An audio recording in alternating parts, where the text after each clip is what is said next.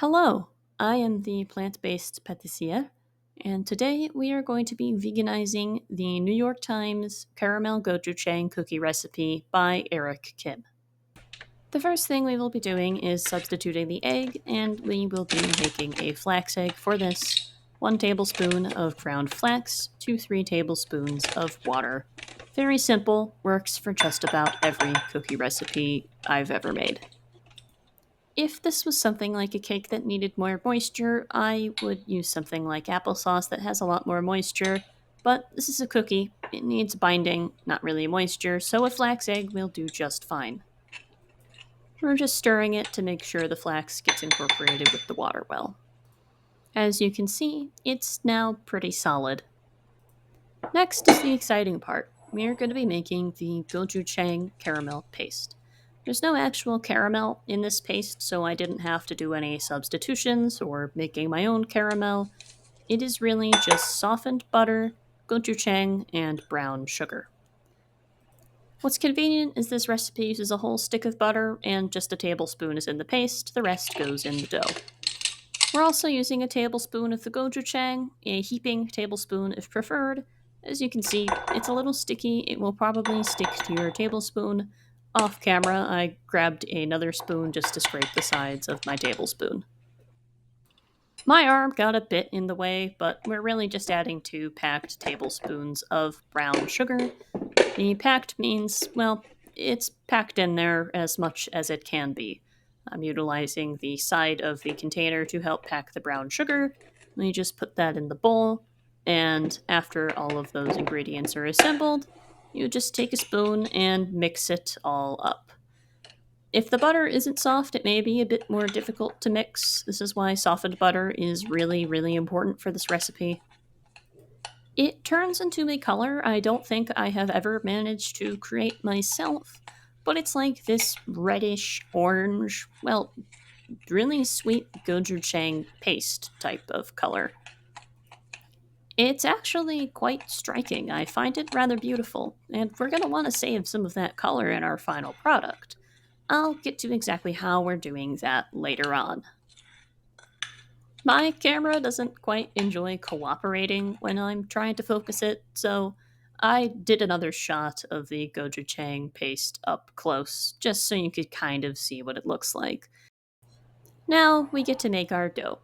All of the dry ingredients can be combined. There's no specific order, so I'm gonna throw the butter in first because it's right here.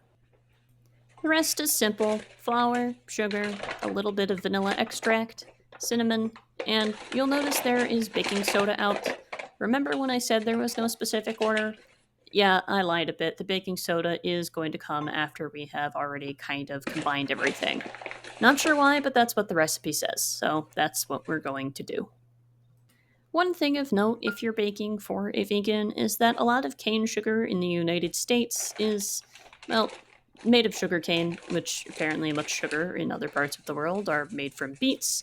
But this is notable because a lot of sugar that is not organic goes through a refinement process that involves filtering it through bone char. This is not a necessary step, and it is often also not listed as an ingredient. So, if you really want to be safe with your sugar purchasing, purchase sugar that is labeled organic or vegan. I always tend to buy organic sugar just because I'd rather not risk there being any dead animals involved, but not everyone is as strict as me. I prefer to just err on the safe side. Our flax egg also just went in while I was talking about sugar, and believe it or not, this is cinnamon. If you read my label close enough, it says dillweed. I bought too much cinnamon and had to put them in other spice bottles. I do not use dillweed at all, and I just figured I don't need to label it since I'm the only one who lives here. During the recording of this episode, I also realized I am now officially out of vanilla extract. That was my last teaspoon, and thankfully it was just about a teaspoon. Slightly more. I'll have to go to the store. Now all we do is mix. The instructions specify to use a whisk. I just used my favorite silicone spoon. It works about the same. You'll have to put in a bit more arm work with the spoon. You will notice I switched to a whisk later because I realized my mistake.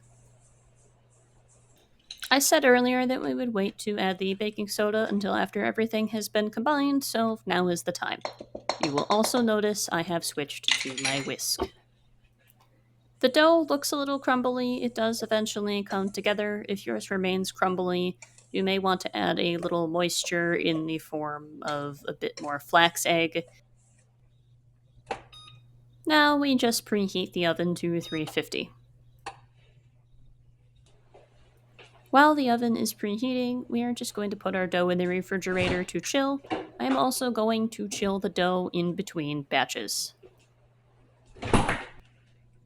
We have our chilled dough here. Now what we need to do is take that gochujang paste and just put 3 kind of blobs in there. After we have our blobs, we're going to take my favorite silicone spoon and very, very loosely mix.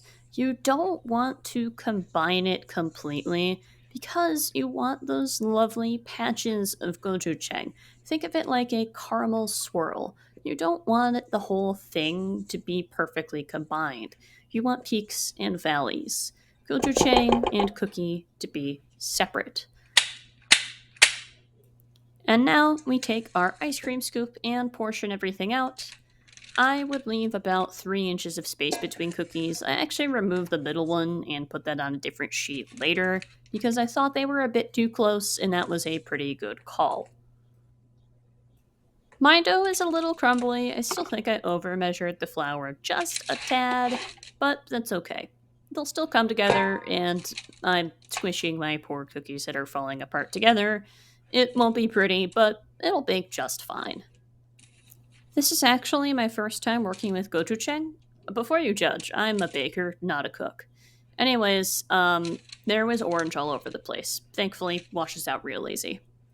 These are what they look like fresh out of the oven. As you can see, they spread quite a bit. However, we're gonna let them cool and see how they look after that. And there you have it, caramel gochujang cookies. So, what the heck do these things taste like?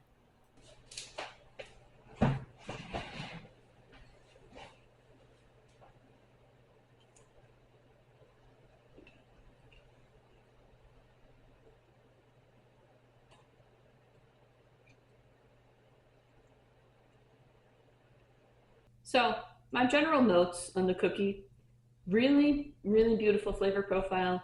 I really like the heat from the gochujang. I think it is just fantastic.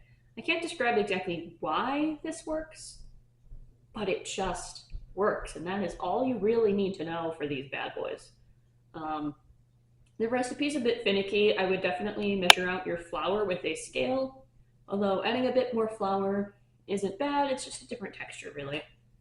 Um, I would also chill the dough before it goes in the oven.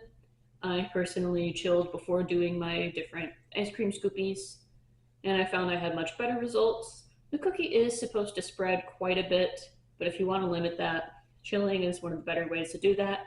That or just adding a bit more flour to the dough than is in the recipe, though I'll let you make those modifications on your own. Overall, this is honestly one of my favorite recipes I've ever tried. Not to put this on such a high pedestal because that can be hard to beat, but I think it is absolutely worth giving a shot, and it veganizes beautifully.